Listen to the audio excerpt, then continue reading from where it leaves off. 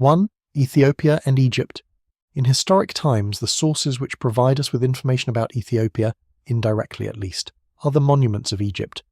In the hieroglyphics of the tombs of some pharaohs, we find phrases and sometimes the entire text speaking about the countries which are south of Egypt. Monuments of Egypt also preserve a picture of the people, fauna and flora of this region. These are invaluable sources for our knowledge of these countries. For this area, Egyptian sources give us different names, the oldest and the most frequently used being Punt. It appears for the first time in the texts of Egypt from the V dynasty. This name was used loosely and vaguely, and did not define a specific area with clearly marked boundaries. In connection with the extent of this country, E. Neville believes that it must have begun near Suakim or Massawa and stretched to the south, perhaps even beyond the Straits of Bab el-Mandab and the Cape of Gardafui to the coast of Somalis. According to the belief of the people, the land of Punt was located at the end of the world, and consequently beyond it was the land of ghosts. But to include so extended a region of the Horn of Africa under the term Punt, we must take into account the technical standard of the vessels of those days, and the skill of the men who sailed them. In both cases, these are difficult to assess. The Egyptian vessels were not sufficiently well developed to resist and endure the monsoon wind, and the Egyptians not only had no knowledge of the direction of the wind, but also, at that time, had an aversion to the open sea.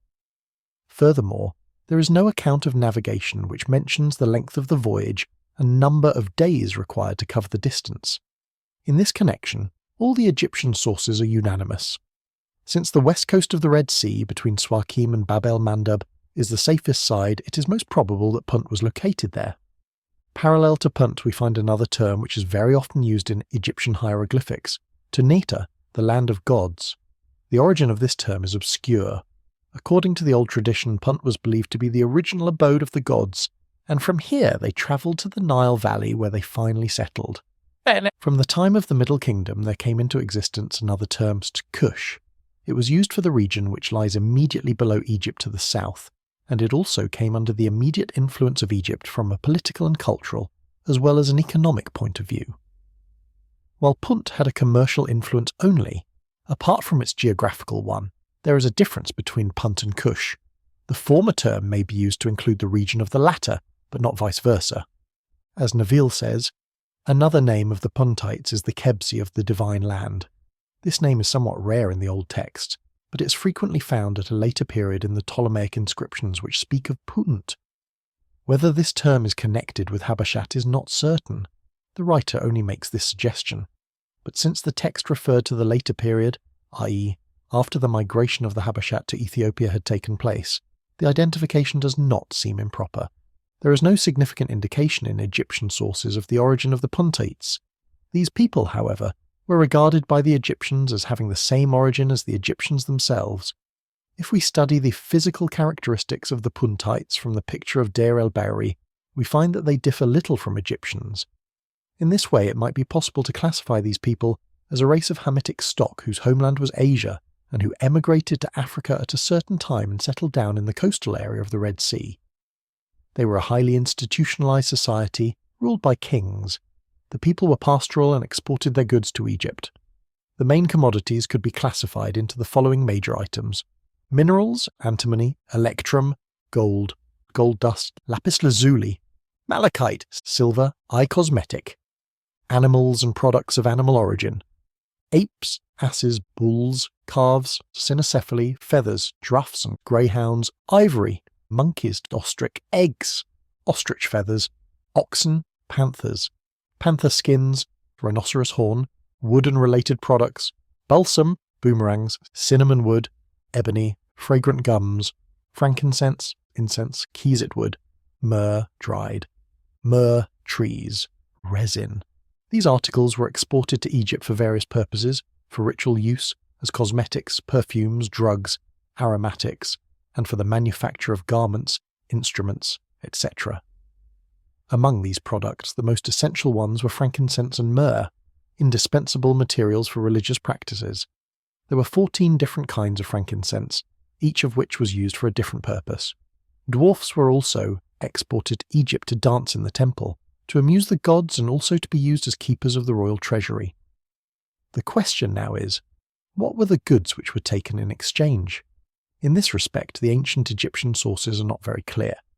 From the Deir el-Bahri pictures, we see that the captain of Queen Hatshepsut had put on the table necklaces, axes, daggers, trinkets and bracelets. These might have been some of the goods which were brought for exchange.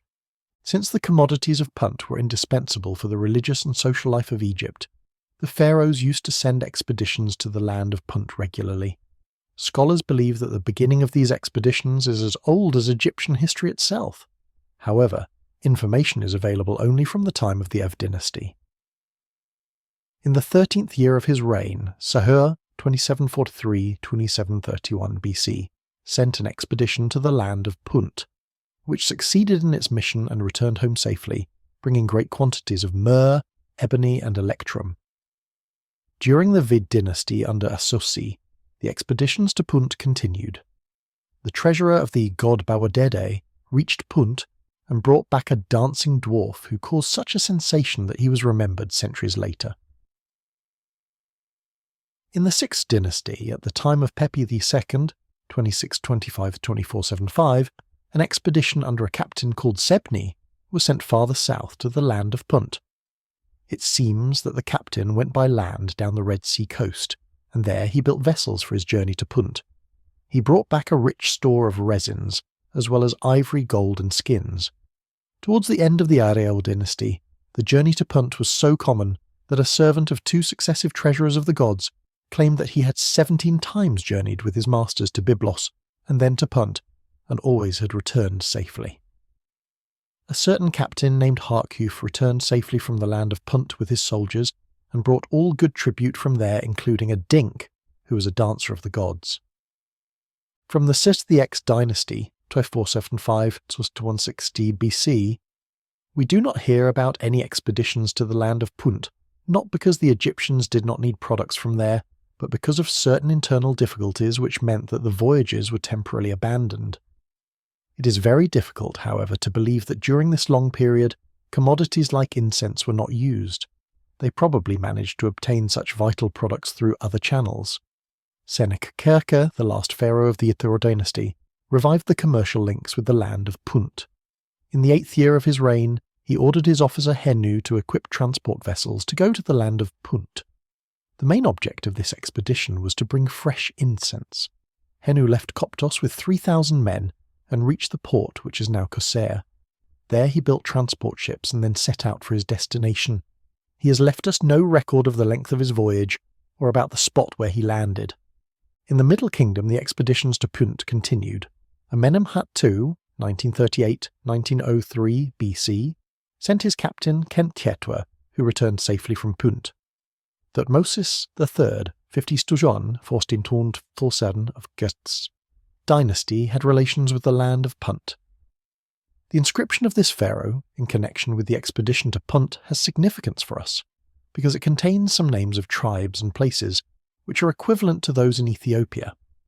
In this inscription, the names Utulit, Amasu and Tekeru are mentioned. These are most probably equivalent to Adulis, Hamasane and Tigre. The expeditions to the land of Punt continued during the reign of Queen Hatshepsut of the 16th dynasty. This is the best documented expedition in existence. We do not know exactly when it took place, but it seems most probable that it occurred during the 9th year of the Queen's reign. The captain who was entrusted with the transport of the soldiers to the land of Punt was Nahasi, the Negro. The Egyptians felt no aversion towards other races. His title was Prince, Chancellor, First Friend wearing the collar. This indicates that he occupied the very highest rank of the administrative hierarchy. He took with him 5 ships and came safely to the land of the Punt, where the Egyptian sailors admired the sight of the huts of the inhabitants, which were accessible from the ground only by means of ladders. The king, Perahu, came out with his wife, sons and daughters to welcome and greet the strangers. Soon trading began.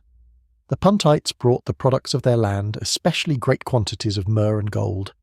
The Egyptians loaded their ships very heavily with marvels of the country of Punt, all goodly fragrant woods of God's land, heaps of myrrh resins, of fresh myrrh trees, with ebony and pure ivory, with green gold of emu, with cinnamon wood, with incense, eye cosmetic, with baboons, monkeys, dogs, with skins of the southern panther, with natives and their children.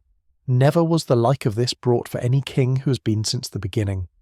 The queen was so delighted by the success of this expedition that she immediately presented a portion of them, the goods, to Ammon. These events were regarded as one of the greatest feats of the Egyptian navy and as a rediscovery of distant Punt. Expeditions were continued during successive dynasties which were as brilliant or successful as Queen Hatshepsut's. No doubt the present Ethiopian Empire was included within the region of Punt. But for two main reasons, the activities of ancient Egyptians in Ethiopia are not well known. First and foremost, there has been no systematic archaeological excavation in Ethiopia to enable us to estimate the extent of Egyptian influence. Secondly, we must bear in mind that the relationship was strictly limited to commerce. The Egyptians who came to the land of Punt stayed in this region only long enough to collect the commodities they wanted. Following that, they returned home, so we must not expect extensive influence from this short-lived stay. However, they left with vivid memories of Ethiopia. Of course, during their occasional visits, the Egyptians had certain places where they lived and carried out their transactions. The names of these places can still be traced in some parts of northern Ethiopia. In Koito, Eritrea, people show visitors a grave alleged to be the tomb of a pharaoh. The fact that the people refer to the pharaoh instead of the Egyptians indicates how old this tradition is. In Ethiopian daily life, we can trace some Egyptian influence. The boats which are sailed on lakes Tana, Zuwe and Haik in Ethiopia are typically Egyptian. In the domestic sphere, we find ornaments and instruments of Egyptian origin. The beads and bracelets which are still worn in the highlands of Ethiopia are similar to those which we see on the engravings of Egyptian monuments. The eye cosmetics of Egyptian and Ethiopian ladies still bear the same name, kohl. Among musical instruments, the sistra, which are widely used in Ethiopian churches, are undoubtedly of Egyptian origin in the same way as the lyre. It is interesting to note here that the word dink, dwarf, is used in the Hamitic and Semitic languages of Ethiopia. In ritual practices, incense is still used in Ethiopia as in ancient Egypt. The word for incense is also the same, mathane, etan. Incense is also much used in private houses because of its pleasant odour.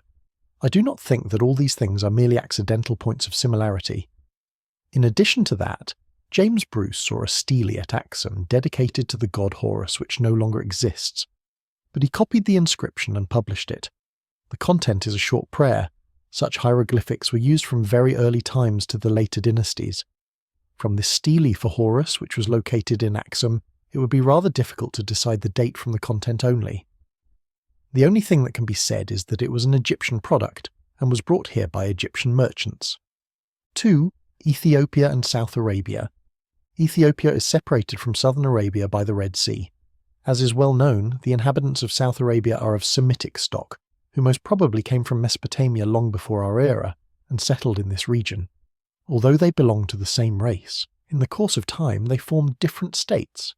Among these four are well attested Ma'in, Saba, Kataban and Hadramaut. The oldest kingdom is believed to have been Ma'in. Ethiopia had relations with all these kingdoms in general, and with Saba in particular. For demographic and economic reasons, the people of South Arabia started to migrate to Ethiopia. It is hard to fix the date of these migrations, but it can be said that the first immigration took place before 1000 BC. Most probably the forerunners of the migration were merchants of the Sabaean kingdom. After they had studied the climatic as well as the economic conditions of Ethiopia, these people advised their countrymen to emigrate. Of course the process was long and gradual, and the motive was utilitarian and political in character. The idea was to settle and live peacefully in the new world which had been discovered by merchants. The whole process of this migration took place by the Red Sea, i.e., through Bab el-Mandab, the Gate of Tears, where they crossed and settled in their new homeland. We are not in a position to tell how long this process of migration took, but one thing is certain, that once contact had started it did not stop, and there was constant communication between the two areas. The tribes who migrated to Ethiopia were many, but we know today of only two, the Habashat and the Agazian Gazi. The former has been attested to by South Arabian inscriptions, while the latter is mentioned only in the Adulis inscriptions of the unknown emperor of Ethiopia. In the trilingual inscriptions of Ezana, only once is the name of Habashat mentioned, and that is in the Sabian and Ge'ez texts. Agazian, Gasay, is a popular term among the Ethiopians. Their ancient language is called Ge'ez, and in Ethiopian literature there is a tendency to call the country the land of Agazian, Agazi Agare, while Habashat was avoided in official as well as in literary texts. The term Gazay as an official name seems to be very old, since the commentator of the Adulis inscription identifies it with Aksum and its surroundings. But today we have a corrupt form of this name, Akila Guzai, attributed to the whole region of southern Eritrea, which was directly connected with the old port of Adulis. Since archaeological excavation today in Ethiopia is still in its infancy, we cannot draw a line to show exactly the extent of the area which was occupied by the Semitic groups in Ethiopia. There is no doubt, however, that the majority of the immigrants in northern Ethiopia nowadays are in the provinces of Eritrea and Tigray. Nevertheless, if we take the Semitic languages and to a certain extent the ethnic groups as evidence for our purpose, we can trace South Arabian vestiges in East Ethiopia as far as Harar and its surroundings. Moreover, since this region is not far from Bab el-Mandab, it is not at all illogical to make that assertion. In northern Ethiopia, the place names and the Sabian civilization allow us to trace the area, or rather the centre, where South Arabian immigrants settled. The nostalgic memories of their homeland led them to name their new country after the original place names of South Arabia. Most of these names are still preserved today in Ethiopia, some in a slightly corrupt form. Asab, one of the two ports of Ethiopia today, is a corrupt form of Saba, and this name is found in works of Greek geographers. The fact that this place is named after the Sabbat of South Arabia reminds us of the disembarkation sites of the immigrants and the particular tribes who used them. Eglasser identifies this place with that in Hadramaut, East Yemen, and on the map of H. von Wissmann and Berser Höfner, we find a place named Sabbat in the same region. Now, whether or not we can consider migrants from this district in South Arabia as founders of the port of Asab remains a hypothetical question. Since the origin of the however is South Arabian, one can assume this to be the case. In the province of Tigray there is a district called Sahars.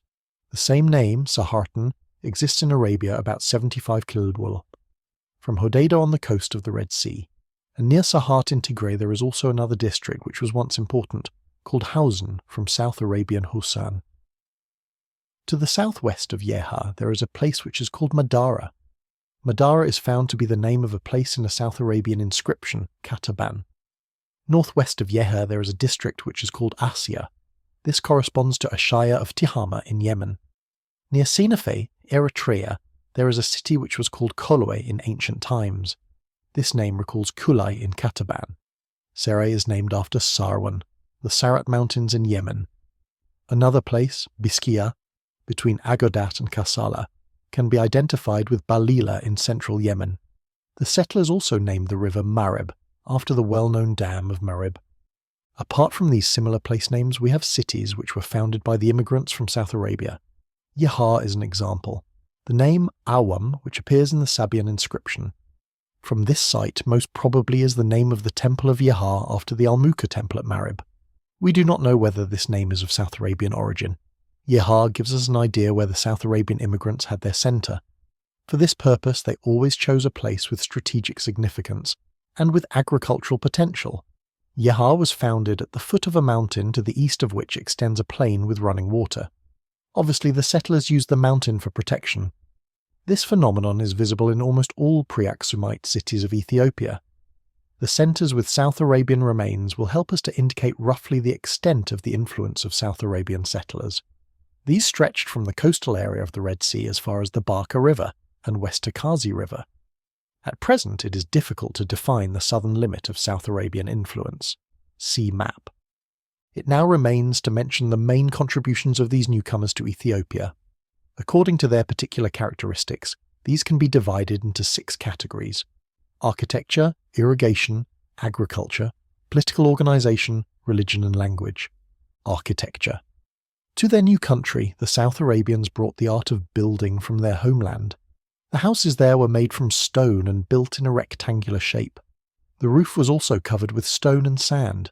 They were obliged to build this kind of house because of the nature of the land and the climate. There most areas were desert, and wood for house building could not be found in abundance. Moreover, the stone house is best suited to a hot land. It provides a moderate temperature in winter and summer. Although in their new country wood was available in great quantity, they continued to build the same type of houses. Even today in northern Ethiopia, people build just as they did in ancient times. Likewise, the temples they built did not differ essentially in style from those of South Arabia. The Temple of Yeher is 21 zizieds, 1,2 inches in length, and 16 wide, 1,734 inches in width. On the east side there are preserved 52 courses, and on the top of this ran the pattern given in the illustration. The building was stepped off about 50 kerleft in height, and on top of this was a window with the large, and put together without cement. There is a striking similarity between this Temple of Yeher and those found in South Arabia. It is the oldest monument in existence in Ethiopia. According to the experts, it was built between the 7th and 5th centuries BC. In other places of northern Ethiopia we have relics of old temples of South Arabian origin, but the picture which we get from them is not as vivid as that from the Temple of Yeher. Irrigation. In South Arabia, rivers are very rare, and for that reason the inhabitants used to build dams in as many areas as possible. Dams were usually built at the foot of a mountain for practical reasons, in order to have a strong wall on one side. This kind of dam we also find near Kahito in Safra, which was built at the foot of a hill. The purpose of the dams in South Arabia was not only to supply drinking water for inhabitants and their cattle, but also for irrigation. They were built for the same purpose in Ethiopia. Although there was considerable rainfall in the rainy season, probably they used the dam water for irrigation, at least in the summer. Agriculture.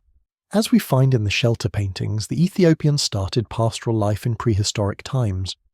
Most probably at that remote period the people of Ethiopia were using metal to prepare agricultural implements, i.e. ploughs. In this respect, the contribution of the South Arabians was that they brought some animals with them, namely horses, camels, sheep and goats, and some technical improvements with regard to ploughing. Political organisation. The South Arabian immigrants to Ethiopia brought with them their own political organisation. In South Arabia the Mukarib system existed. The Mukarib was most probably a king with threefold power. He was the high priest, absolute judge and commander-in-chief in the battlefield. This is because it was believed that he was a direct descendant of God, and therefore his supreme rule should be accepted absolutely. His divine descent dictated also his right as supreme judge, and on the battlefield by his divine power he always conquered his enemies. This type of political organisation was established here in Ethiopia. In the inscriptions we find that the king was the son of a certain god, especially the god of war, and he was never conquered by his enemies. Religion. In South Arabia, religion entered into every aspect of life. Because of the concept that divine protection was necessary for the success of every being and every act, not only tribes and families but also states and agricultural and commercial groups all had their tutelary deities. Propitiatory and dedicatory ceremonies were performed in connection with any activity of importance. Temples, laws, official acts, funeral stelae, all were put in the care of the gods, who avenged any violation or profanation of them. Tithes and other sources of income were allotted to them in order to ensure ample funds for the maintenance of their temples. The upkeep of the temples was the task of the priests who were well organised. Sacrifices of various animals were offered, including oxen and sheep, often in great numbers. There were also bloodless sacrifices in the form of libations and offering of incense. The pantheon of South Arabia consisted of many gods. One of the main gods was Aster, or Astate, the male god of heaven.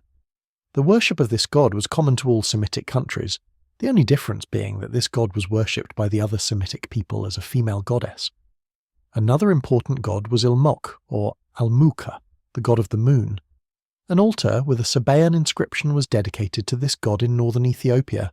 It bears geometrical decorations and the symbol of the god, the crescent and disk of the god of light. The feminine goddess was Shams, goddess of the sun. She is attested to by an inscription in Akile Guzai, northern Ethiopia. A temple and altar were dedicated to her. Her worship was widely practiced among the Semites. In Yeher, two South Arabian gods, Nurau and Sin, are attested to by Sabaean inscription. The first was believed to be a god of light, and sometimes is identified with Attar. The second, Sin, was the principal god in Hadramaut, and there he is known by the name Lamdiamd. Under this appellation he is mentioned only in Yeher on the altar, in a Sabaean dedicatory inscription which reads, "Sacrificial altar of sin. But the principal god in Ethiopia in pre-Christian times was Merim, patron and personal god of the emperors. Ezena, until his conversion to Christianity, claimed to be and insisted on calling himself the son of Maharem. In the parallel Greek inscription, Maharem was replaced by Ares, who was a god of the Greek pantheon. In spite of this, Maharem is believed to be a South Arabian god, and identified with Hariman, god of the moon. Language.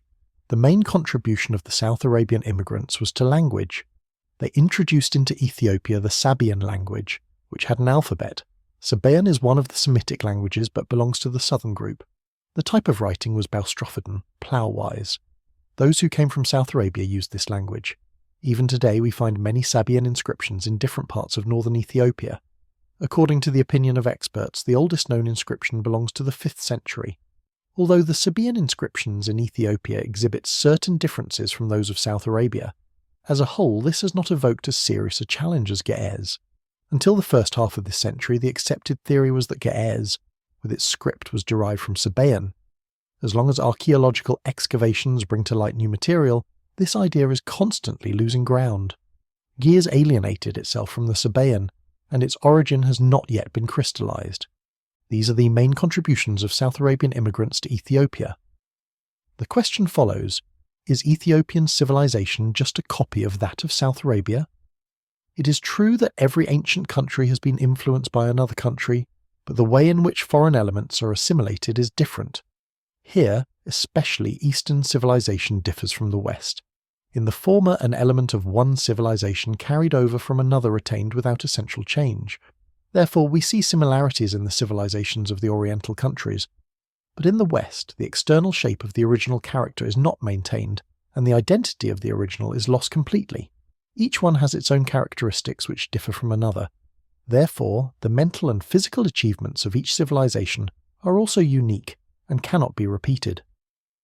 On the other hand, since there is constant progress in human society, which adds something new to what has been received from another, it is impossible to assimilate foreign influences without change.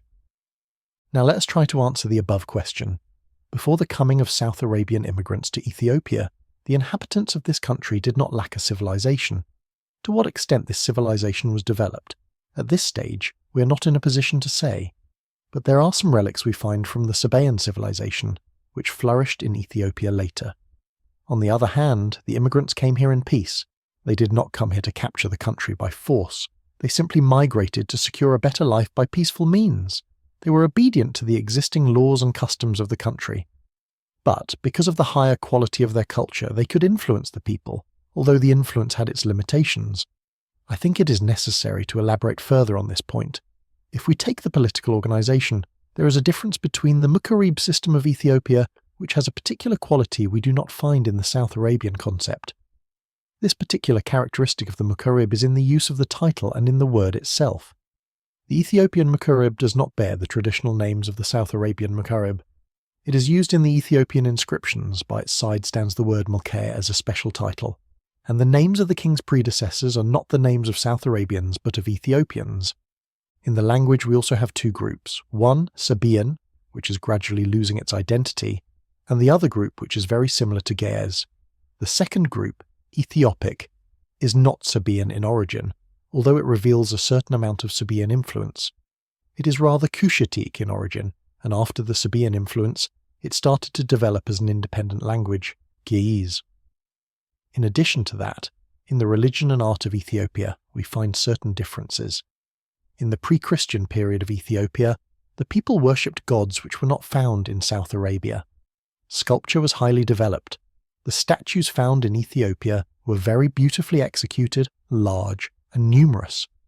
The incense altars of Halti are circular, but those of South Arabia are rectangular, and also the statue found at Halti is very large, but in South Arabia large statues have never been found. The throne at this place also has no similarity to those found in South Arabia. Generally speaking, the Ethiopian statues are superior in many points to those of South Arabia. The throne of Halti indicates Egyptian influence from the period 1500 BC. The bas-reliefs found on both sides look like the engravings of Deir el-Bahari, but the inscription engraved on it is in Sabaean characters. The influence of South Arabia on Ethiopia can be compared with that of the Greeks upon the Romans. The Greeks who exercised influence there were not organised colonizers, but teachers and traders. But these few Greeks gradually brought about a radical change in the life of Rome. The same thing can be said for the South Arabian immigrants. They were not organised colonizers, but they influenced the country in ways that were. Of course, this influence was on the existing civilization, and it was not static, but in time changed and assumed its own form and shape. Perhaps this can be better illustrated from Ethiopian written sources. On the subject of the arrival of the South Arabians in Ethiopia, we have found a new source in Ethiopian manuscripts. Gedle Afser has recently been discovered. On the last page of this manuscript there is a Ge'ez text which speaks about the coming of the South Arabians. In this text it is stated that in the year 3510 from the creation of the world, i.e. 1990 BC, people came from Arabia because their country was overpopulated. They established their capital city in Yahar. They called in technicians from Babylon to build great buildings. In addition, they dug earthen caves like boxes for their treasury and put precious stones in them. After that they had built a great palace which took 15 years to complete, and in it there lived 2 kings of Semitic origin whose names were Soba and Noba. They reigned about 362 years. When war began in Asia, they went there to fight the enemies of their mother country. After their departure, the Cushitic people in the country rose up and destroyed the buildings in order to eradicate the memory of the Semitic people once and for all. They built a new palace and continued to reign in the country until the coming of the Israelites in 982 BC. Gedle Afs itself contains the same information with some changes. Here it is not mentioned that Soba and Noba returned to their mother country. On the contrary, they are said to have reigned in the country for about 235 years until their death. Noba was the king in Amhara and Soba in northern Ethiopia. The people still living in Yehar believe that the city was built by Soba and Noba. This text is actually taken from an Aksumite chronicle, and it gives some of the historical background of the city. It is the first time that we have found in Ethiopian sources something about the coming of immigrants from Yemen to Ethiopia. The archaeological mission to Yehar in 1959 discovered well-hewn, box-like caves in which many objects were found, which today are displayed in the Archaeological Museum. Such things as pottery, axes, etc. Without any doubt, here was the centre of the Sabaeans in early times. The text, especially the first part of it, supports the theory that the civilization of this country is indigenous, but with influences from South Arabia. 3. Ethiopia and Israel. According to the existing written Ethiopian sources, Ethiopia had relations with Israel. As it is mentioned in the Ethiopian sources, the relations began through commerce, and then developed into the political sphere, etc. This relationship was at a peak in the time of King Solomon and the Queen of Sheba at the beginning of the first millennium. That the Queen of Sheba went to Jerusalem to see King Solomon is beyond doubt. We find proofs in the Bible, and when the Queen of Sheba heard of the fame of Solomon concerning the name of the Lord, she came to prove him with hard questions. And she came to Jerusalem with a very great train, with camels that bear spices and very much gold and precious stones. And when she was come to Solomon, she communed with him of all that was in her heart. And Solomon told her all her questions. There was not anything hid from the king, which he told her not. And when the Queen of Sheba had seen all Solomon's wisdom, and the house that he had built, and the meat of his table, and the sitting of his servants, and the attendance of his ministers, and their apparel, and his cupbearers, and his ascent by which he went up unto the house of the Lord, there was no more spirit in her. And she said to the king, It was a true report that I heard in mine own land of thy acts and of thy wisdom.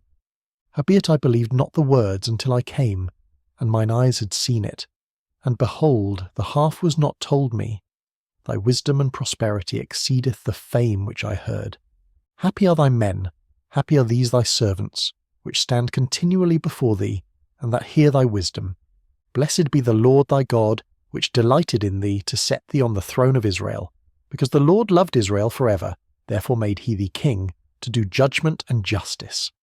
And she gave the king 120 talents of gold, and of spices very great store, and precious stones. There came no more such abundance of spices as these which the Queen of Sheba gave to King Solomon. With some variation we find the same story in Chronicles.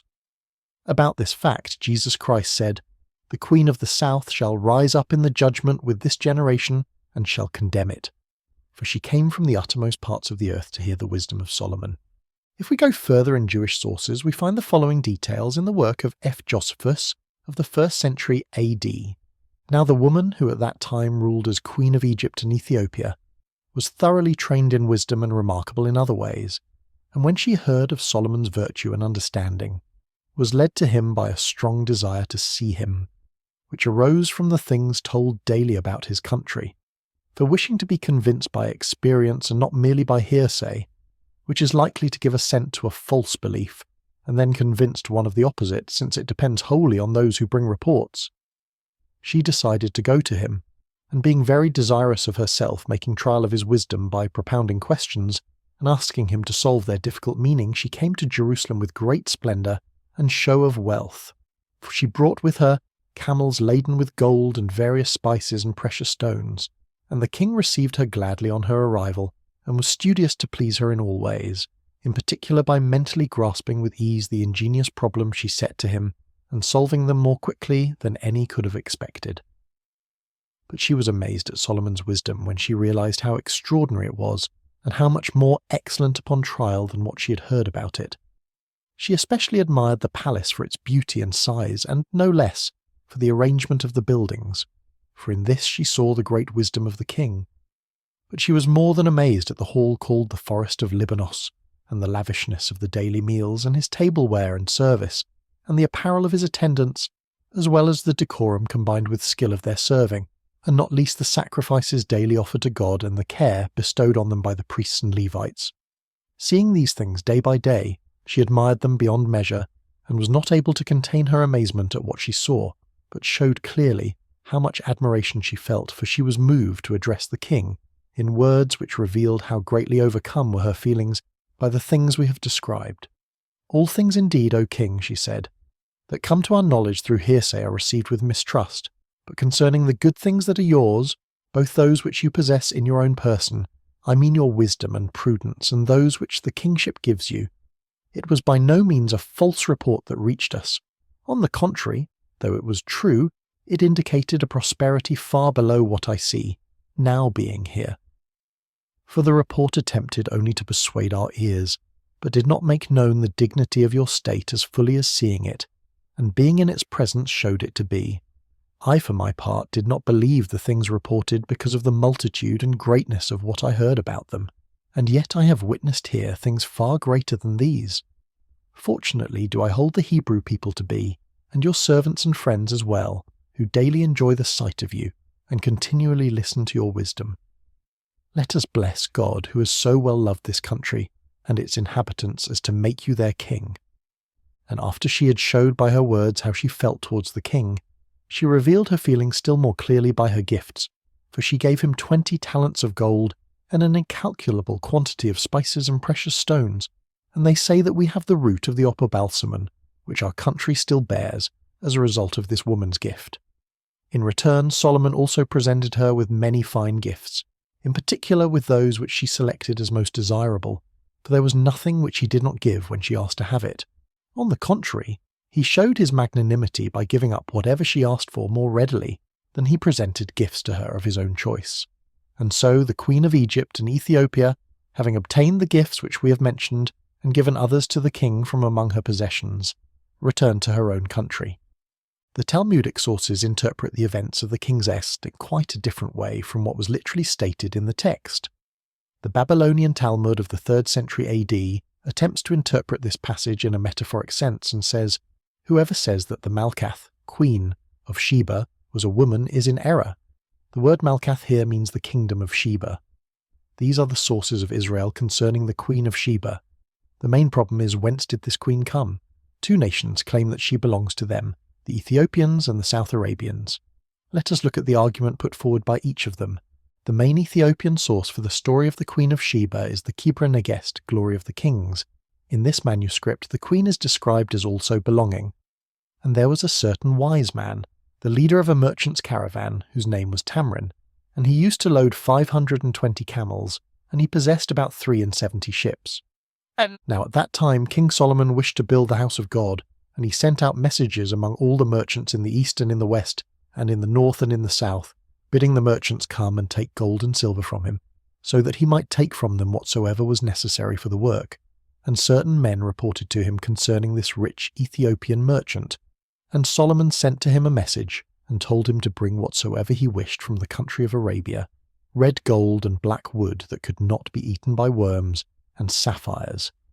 And that merchant, whose name was Tamarin, the merchant of the queen of Ethiopia, went to Solomon the king, and Solomon took whatsoever he desired from him, and he gave to the merchant whatsoever he wished for in great abundance. Now that merchant was a man of great understanding, and he saw and comprehended the wisdom of Solomon. It continues by saying that the merchant returned to Ethiopia and described all he had seen in Jerusalem.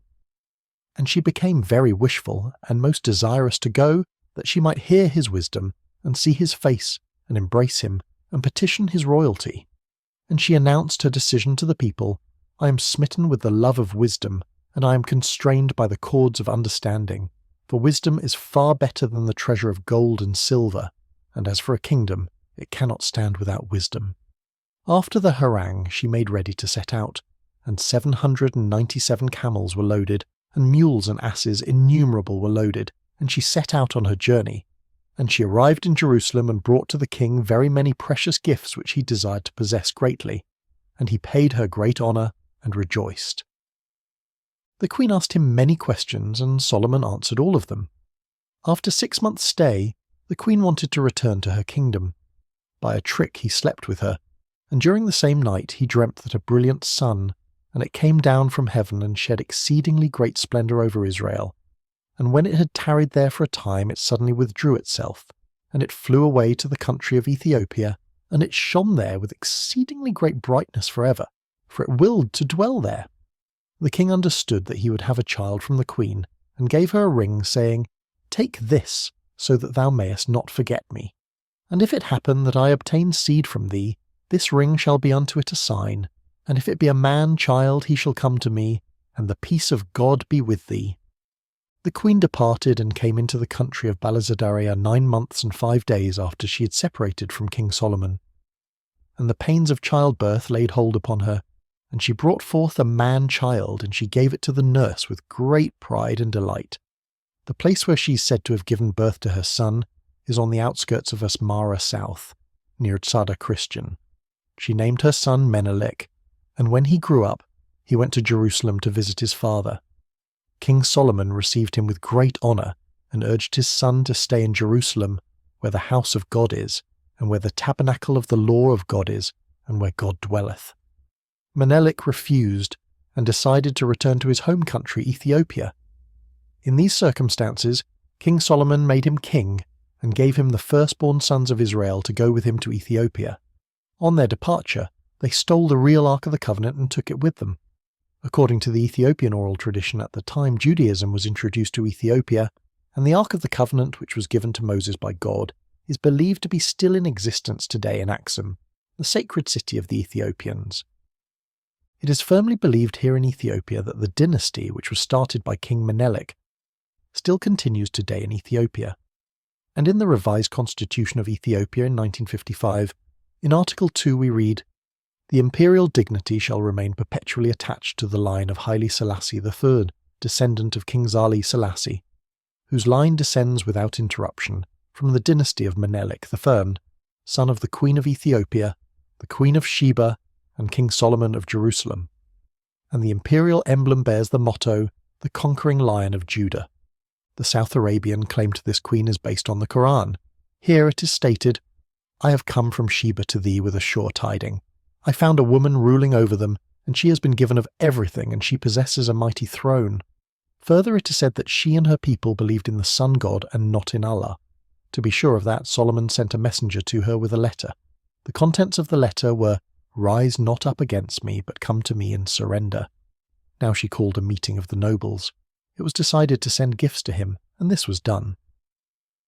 But Solomon was not pleased with the gifts, and he sent one of his demons to bring to him the queen and her throne also. The demons fulfilled the order, and in a moment the queen found herself before Solomon. Further it is stated that the queen was converted to the faith of Allah. Now if we compare the two sources, the Ethiopian and the Yemenite, we see that the second is chronologically older than the first. But if we examine the contents, we find the first better, and more reasonable. I think it is worthwhile here to quote the opinion of N. Pern and V. Barlow. The descriptions of the Khibre Nagast are full and varied, and though sometimes in a semi-mystical form, are nevertheless clear and for the most part reasonable. The Crayon version, they continue, is not so credible as the others, being confused frequently by mention of genii and magical lapwings and other somewhat mythical utterances. In addition to the Quran, manuscripts in which were preserved the Arabian traditions about the Queen of Sheba were found by European travellers. Commander Crawford, for a long time advisor to the Imam of Yemen, claimed that he had found manuscripts written on age-old parchment telling of caravans headed by a beautiful queen journeying to see Solomon. Her name was Balkis, daughter of Shah Hable. Her mother was Akai Azeb, a princess of Ethiopia. She spent many years of her childhood in the land of her mother, returning to Marib just before the death of her father. Balkis, according to story, was the first woman candidate for the Sabaean throne. In Eritrea also we have more or less the same story, but here it is not mentioned that her father was from the Yemen. It seems quite true that both had a common source which each party elaborated and endowed with more local character. In the Bible we do not find many details about the queen and her kingdom, even her name is not mentioned. The only thing we find is that she was the Queen of Sheba. Saba was one of the 4 great kingdoms of South Arabia. This name is also used in Ethiopia in ancient times. Moreover, it is possible to travel to Jerusalem from both countries. From Yemen, travel to the north was frequent. From Ethiopia, since earliest pharaonic times, there were connections with Egypt, and from there, travel to Jerusalem was not difficult. It can even be said that there was direct communication with Israel. In the same chapter of the Book of Kings, which speaks about the Queen of Sheba, we read that King Solomon's ships sailed to the land of Ophir. Where is this land? It is not yet known exactly. Scholars have advanced 3 different theories concerning the location of Ophir, placing it in Arabia, India, or East Africa. Although the majority stand for Arabia, they do not agree on the precise location of the site. Some locate it in the north and others in the south. On the other hand, there is no distinct place name there which suggests Ophir.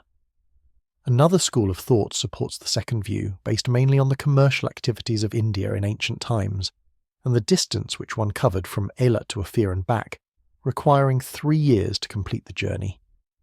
Ophir is identified with the ancient city Supara, 40 miles north of Bombay. The third group identify Ophir with East Africa, because of the constant expeditions from Egypt to this region in pharaonic times. In this case, Ethiopia is more probable as the location for 2 main reasons: abundant gold and platinum mines and the identical place name Afar. 2 centuries later, Isaiah tells us also that the Ethiopians came with ships. Woe to the land shadowing with wings, which is beyond the rivers of Ethiopia, that sendeth ambassadors by the sea, even in vessels of bulrushes upon the waters. The phrase beyond the rivers is an interesting clue which may help to define the land of this expedition. Isaiah here speaks about a well-organized kingdom which sends ambassadors to Israel by sea. The question is, which kingdom in Africa was powerful enough at that time to send such an expedition? Obviously, the term beyond the rivers disqualifies Napata. As we know well, this old capital city of the Kushites was situated about 300 kilometers to the north, from the junction of the 2 tributaries, the Blue Nile and the White Nile. On the other hand, Meroe had not yet been founded to replace Napata. The kingdom, which is mentioned by Isaiah, is located near the sea, most probably on the west coast of the Red Sea. In history we do not know of any kingdom, except the Aksumiti one which could have undertaken such an expedition. The journey undertaken by these people was peaceful in intent. They went there to conclude an alliance and to lend assistance to the Israelites in the war against their enemy, but the offer was refused on religious grounds. However, from the passage of Isaiah, "Thus saith the Lord, the labour of Egypt and merchandise of Ethiopia, and of the Sabaeans, men of stature, shall come over unto thee, and also from Zephaniah. From beyond the rivers of Ethiopia my suppliants, even the daughter of my dispersed, shall bring mine offering." We understand that commercial relations were welcomed and maintained. In connection with the origin of the Queen of Sheba, no archaeological proof of her existence has yet been found in either Arabia or Ethiopia. In this century there have been many expeditions to South Arabia. The last important one was led by Lieutenant J.B. Philby in 1952. Many distinguished personalities like G. Rickmans, professor at the University of Louvain, took part in this expedition. Various inscriptions and coins have been unearthed, which are precious sources for South Arabian history, but they have not found a trace of the Queen of Sheba. As regards Balkis, it is known that she was of a much later period and had no connection at all with the Queen of Sheba. In Ethiopia, we have a number of archaeological sites which are traditionally connected with the Queen of Sheba, such as Gulo Makida, Hinzat, the tomb of the Queen of Sheba, the tomb of Menelik, and above all the shrine containing the alleged Ark of the Covenant. Gulo Makida, enclosure of Makida, is located between two mountains, Dongolo on the north and Fakada on the south. The antiquity of this site is mentioned by many observers, particularly by J.B. Coolbo. According to oral tradition, this place is supposed to be the birthplace of the Queen of Sheba. In 1956, the Ethiopian Institute of Archaeology had planned to undertake excavations there, but before the experts' arrival, the site had become an object of systematic exploitation by the local people, so the experts found only an accumulation of ruins. The site contains foundations of an old building with columns, similar to those of Kullo, and a tomb with a cross which reminds one vividly of the tomb of Caleb and Gebra Mescal in Aksum. Hinzat, located east of Adwa at the bottom of a hill, is believed by the inhabitants to be the capital city of the Queen of Sheba. No excavations have been undertaken here. The fallen stelae are well hewn and decorated, and altars are scattered here and there. The location of the site on the one hand and the visible monuments on the other suggest that Hinzat was a centre of Aksumite civilization in the pre-Christian period. According to Aksumite tradition, the tomb of the Queen of Sheba is found about 2 kilometres south of the city on the left side of the Aksum-Gondar highway. Here are found accumulations of hewn and unhewn stelae. A little beyond this site, on the right side of the highway, the Ethiopian Institute of Archaeology has unearthed a complex of buildings. The site known as the Tomb of Menelik Thustan is found about 2 kilometres west of Aksum. The Deutsche Aksum expedition in 1906 cleared the site and discovered walls and rooms. From here, the clergy of Aksum collected bones alleged to be Menelik Vams and deposited them in the Aksum Sion Cathedral. The most important of all is the shrine of the Ark of the Covenant, or Tablet, which, according to tradition, was brought to Ethiopia during the time of Solomon by the firstborn sons of the Israelites, who accompanied Menelik Ren on his return from Jerusalem. Even today it is believed in Aksum that there is a special shrine for the Ark. The present one is decorated by a mosaic built by the late Empress Menen, the consort of Emperor Haile Selassie I. Hence Aksum is considered to be the second Jerusalem. No one is allowed entrance to the shrine except one monk who is chosen and assigned to this service for life. When he dies, the clergy of Aksum choose another guardian who has a sound reputation for virtue and righteousness among the monks of northern Ethiopia. The monk is responsible for the burning of incense and cleaning of the shrine, and he is not allowed to leave the courtyard of the church. He is the only person who can see the Ark, Tablet. In critical times he moves it to a safer place. During the persecution of Gudists in the 10th century, it was removed far to the south, to Lake Zuwe, and after the period of the persecution it was brought back to Aksum. This happened again during the persecution of the Christians by Ahmed Gran in the 16th century. In the Bible we have a description of the true Ark of the Covenant. And I, Moses, made an ark of shittim wood, and hewed 2 tables of stone like unto the first, and went up into the mount having the 2 tables in mine hand. But in the Bible we do not have any concrete evidence about the fate of the ark. It is quite certain that the ark was not in the Second Temple. Most probably it had been lost during the Babylonian captivity, 605 BC, or before. In the case of the Ark of Aksum it is just the contrary. It existed, but we lack authentic descriptions of it. So far, the only person who claims that he has seen it is an Armenian priest who came with Bishop Isaac as envoy of the Armenian Patriarch to the court of Théodoros II. He says, « Alors un diacre, avec l'encensoir en main, s'approcha d'une caisse qu'il encensa et nous présenta l'encensoir pour en faire autant. Cette caisse était un coffre travaillé aux Indes. Quand elle fut ouverte, nous vîmes à découvrir la table des 10 commandements. Nous l'ôtâmes de sa place pour l'examiner plus attentivement. La pierre était de marbre d'une couleur rougeâtre, de l'espèce qu'on trouve ordinairement en Égypte. Elle était de forme quadrangulaire, longue de Zemir 24, sur une largeur de Zemir 22 et de Zmouchta 3 seulement en épaisseur. Elle était entourée sur les bords de fleurs gravées ayant un demi-pouce de largeur environ. Au milieu se voyait une seconde ligne quadrangulaire en forme de chaîne fine, et dont l'espace intérieur était vide, tandis que l'espace compris entre les deux cadres contenait les 10 commandements, dont 3 étaient d'un côté et 5 de l'autre, écrits en biais. À la face du côté qui entre les deux cadres figuraient 3 lettres, ainsi qu'il se voit dans la figure qui suit. The above description disqualifies it as the true Ark of the Covenant, but the question is whether Timotheus really had seen the Ark. From his book we understand that the priest categorically refused to show it to him, and for this reason he complained to Dejas Machkassa, the future Emperor Johannes IV. A judicial hearing was begun which ended in favour of Timotheos. Still, the priest refused to show him the Ark. Finally, he was only allowed to see it in the presence of the prince himself. During this time it would have been possible for the priest to substitute another Ark and present it to Timotheos as the true Ark. Belief in the concept represented by the Ark is very deep-rooted in Ethiopia, and even today in every church there is one Ark at least on the altar. In Ethiopia, the tradition of the Queen of Sheba is much stronger than in South Arabia. Here, she's revered as the founder of a new dynasty. There, she's not considered to be an important personage. Here, her life was linked with reality. There, with mythology. In Ethiopia, this strong belief connecting Ethiopia with Israel can be traced to very early times. In the 6th century, we find Caleb's son named Beit Israel. A coin of the 7th or 8th century bears legend of the King of Sion. In the history of Cosmas II, Patriarch of Alexandria, we find a passage which relates that he sent a bishop to Ethiopia, which is the land of the Queen of Sheba.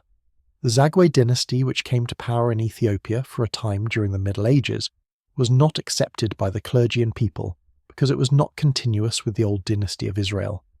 These points serve to show that the Ethiopians cherished deep-rooted beliefs of great antiquity. The position of a historian hardly differs from that of the common people. He cannot change the existing public opinion or belief if he has no proofs to offer.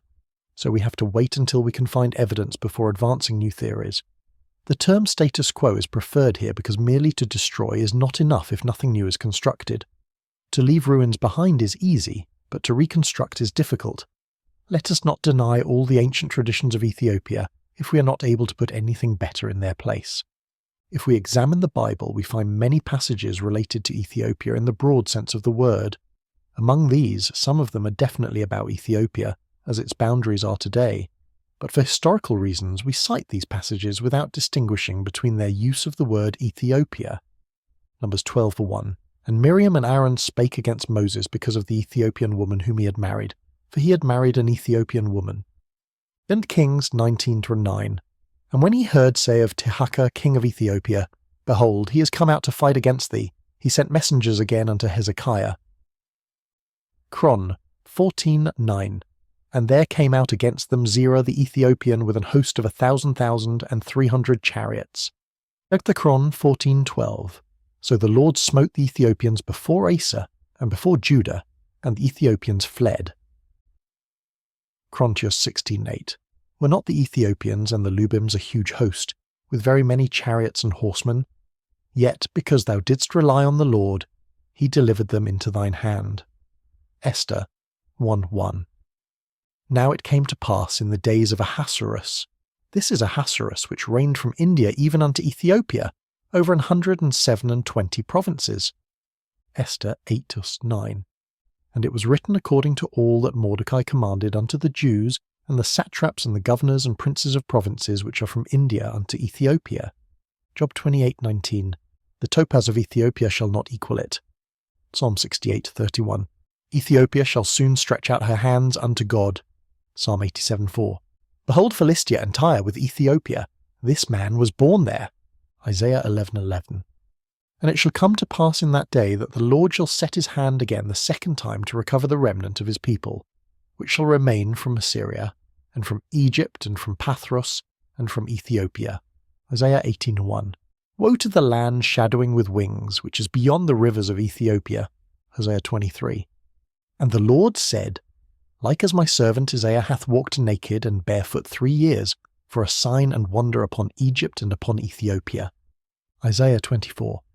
So shall the king of Assyria lead away the Egyptians prisoners and the Ethiopians captives, young and old, naked and barefoot, even with their buttocks uncovered to the shame of Egypt. Isaiah 20 to full young.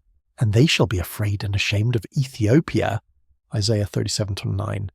And he heard say concerning Tirhaka king of Ethiopia, he has come forth to make war with thee, Isaiah 4:3.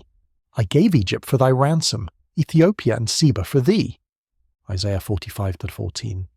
Thus saith the Lord, the labour of Egypt and merchandise of Ethiopia and of the Sabaeans, men of stature, shall come over unto thee, and they shall be thine. They shall come after thee. Jeremiah 13:23. Can the Ethiopian change his skin, or the leopard his spots? Jeremiah 38:7. Now when Ebed-melech the Ethiopian, one of the eunuchs which was in the king's house, heard that they had put Jeremiah in the dungeon, Jeremiah 46:9. Come up, ye horses, and rage, ye chariots, and let the mighty men come forth. The Ethiopians and the Libyans that handle the shield, and the Lydians that handle and bend the bow. Ezekiel 34. And the sword shall come upon Egypt, and great pain shall be in Ethiopia. Ezekiel 39. In that day shall messengers go forth from me in ships to make the careless Ethiopians afraid, and great pain shall come upon them, as in the day of Egypt. For lo, it cometh. Daniel 11:43. But he shall have power over the treasures of gold and of silver, and over all the precious things of Egypt, and the Libyans and the Ethiopians shall be at his steps. Amos 9:7. Are ye not as children of the Ethiopians unto me, O children of Israel, saith the Lord? Nahum 3:9. Ethiopia and Egypt were her strength, and it was infinite. Zephaniah 2:12. Ye Ethiopians also, ye shall be slain by my sword. Zephaniah 3:10. From beyond the rivers of Ethiopia my suppliants, even the daughter of my dispersed, shall bring mine offering. According to Ethiopian tradition, there were commercial relations as well as cultural relations between Israel and Ethiopia. Ethiopian scholars say that their forfathers went frequently to Jerusalem to participate in the cultural activities of Israel. They translated the books of the Old Testament from Hebrew into Ge'ez. Whether Ge'ez developed into an independent spoken language before the birth of Christ is doubtful. But it is true that, according to scholars, the existing Ethiopic Old Testament was translated at different times.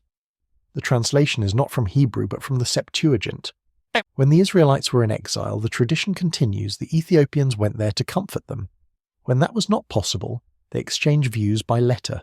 This is what is believed in Ethiopia, but on the part of the Israelites we do not have evidence concerning this matter. Also it is mentioned that the Ethiopian, Abimelech, slept without seeing the destruction of Jerusalem. From a religious point of view especially, foreigners believe that there are still many Judaic elements in the Ethiopian church, the observation of the Sabbath, the avoidance of eating the flesh of certain animals, etc. But these things are better regarded as habits and customs of a people, rather than as connected with religious matters.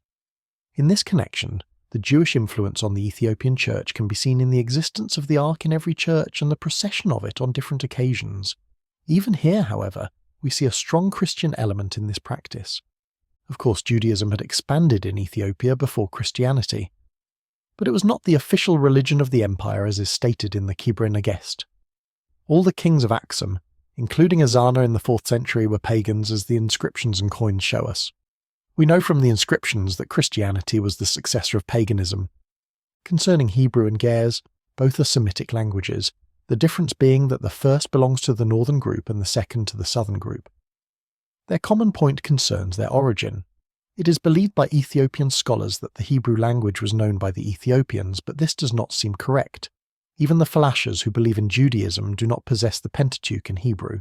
All their literature is written in Ge'ez and their scholars do not speak Hebrew. 4. Ethiopia and the Greco-Roman world. Geographical links.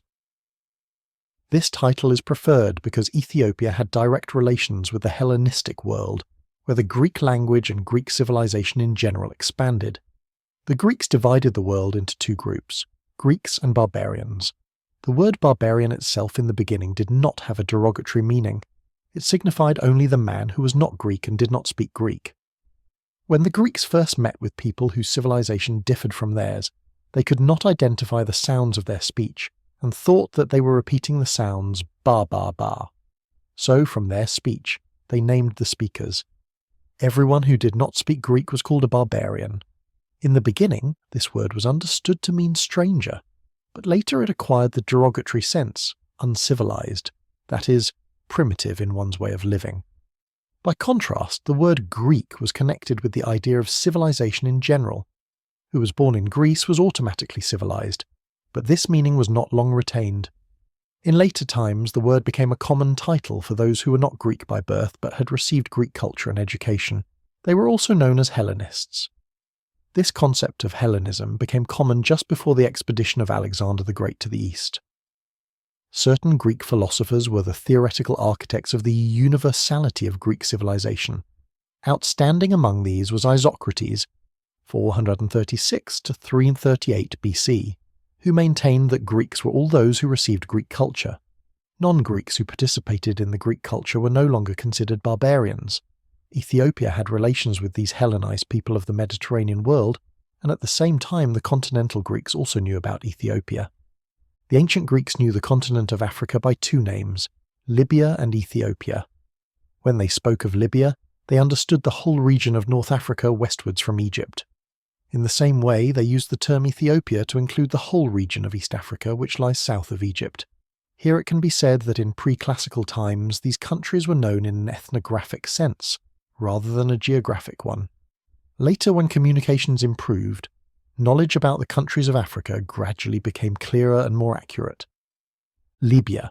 The name is derived from the old inhabitants of this region, the Lebu or Lebu. This tribe had settled in the area from the valley of the White Nile to the Gulf of Sirtis. From the name of the tribe, the Greeks named the country. This included not only North Africa, but also some known parts of West Africa.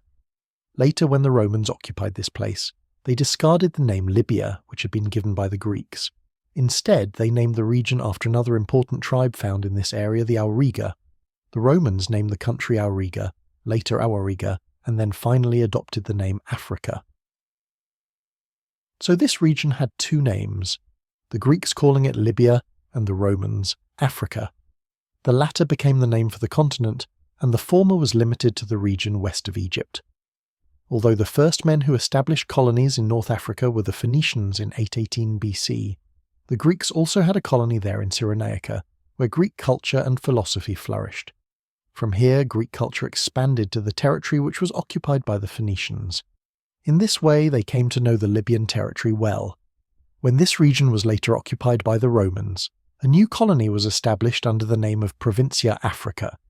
Of course, the boundaries of this colony on all four sides were exactly known. Ethiopia. The word is derived from the Greek atho to burn and ops, face, which means the country of men with burnt faces. The early Ethiopian chroniclers derived the word from Ethiops the Vermed, who is believed to have reigned approximately in the 2nd millennium. However, we find the expression used for the first time in Greek literature in the epics of Homer. He mentioned it twice in the Iliad and 3 times in the Odyssey.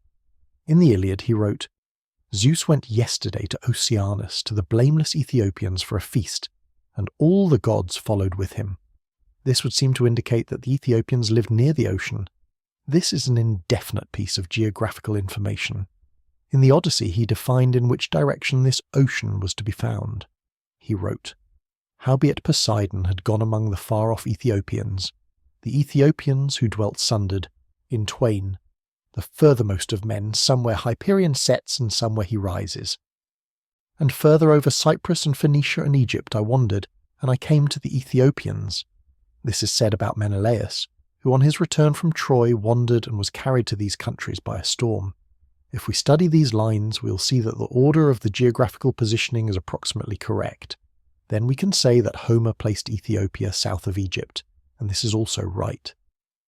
In this case, the Ethiopians referred to in his poems were not a mythical people, but were a people who had already settled in a certain place in very ancient times. The ethnography and geography of Ethiopia were not investigated until the time of Herodotus. Herodotus travelled throughout the Middle East and lived an especially long time in Egypt, where he engaged in many discussions with the priests. From them he heard many things concerning Ethiopia. According to the information which he obtained, he divided the country into 2 parts, Ethiopia near Egypt and Ethiopia southwards, where the troglodyte Ethiopians were living.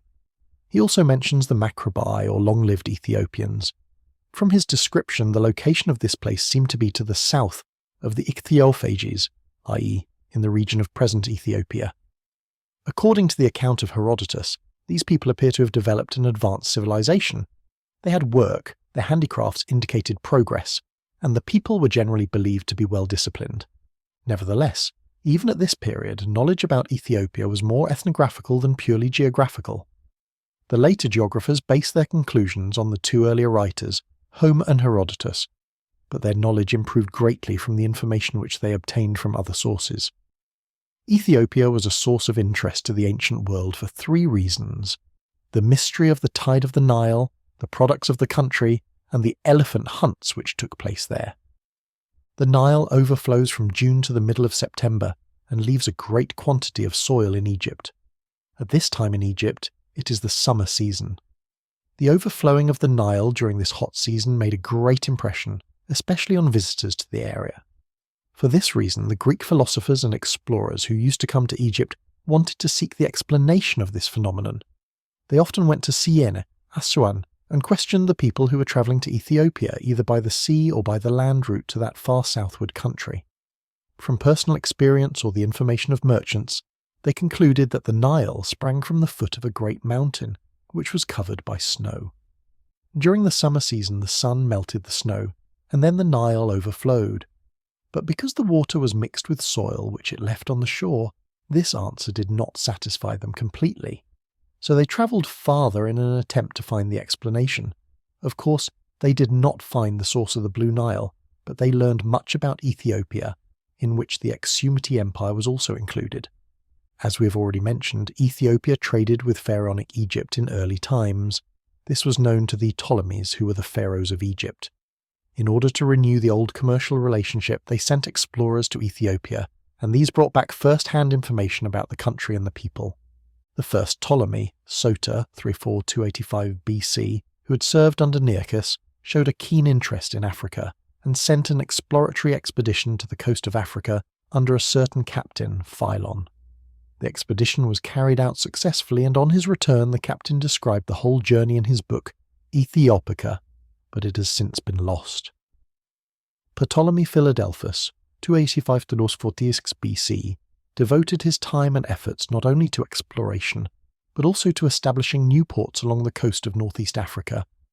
And in this connection, the first expedition was one led by Ariston. From the work which he wrote about the Nile, it seems quite clear that Ariston spent most of his time in the valley of the Nile. Unfortunately, his work is lost, and our knowledge of it is based on a secondary source. After Ariston most probably followed the expedition of Dalian. He went south of Meroe by land to explore the Nile, and to study the people who were living on both sides of the river.